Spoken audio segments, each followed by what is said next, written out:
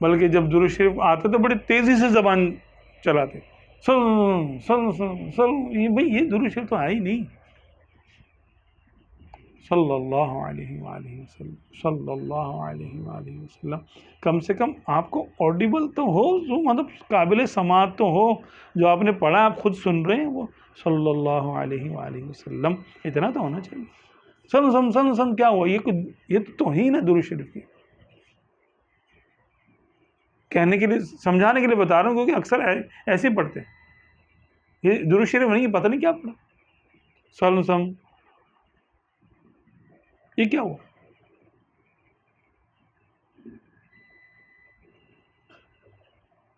درود شریف کی بات آتی ہے تو بہت تیزی سے، باقی باتیں سکون سے کر رہے ہیں. صلی اللہ تعالی علیہ وآلہ وسلم.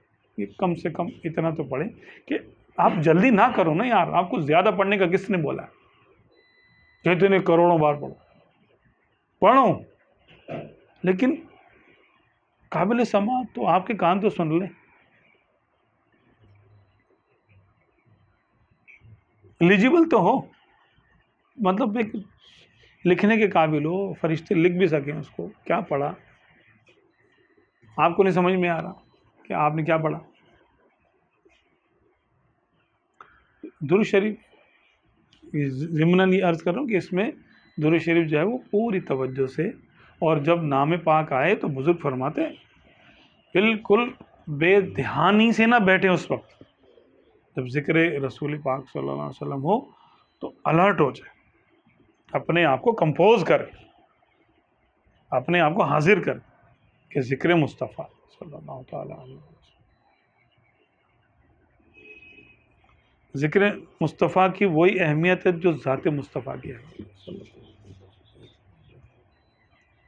اس میں ٹانگیں ایسے پھیلی ہوئی ہیں، منہ اس طرف ہے، یہ وہ. ادب آداب کا لحاظ رکھیں. جب ذکر پاک مصطفیٰ صلی اللہ علیہ وسلم ہو تو اٹینٹیو ہو جائے، پوری متوجہ ہو کے پھر درود شریف نظریں جھکا کے، جیسے ایک ادب کا پوسچر بنائے کہ سننے والے کو لگے یار کچھ ہے،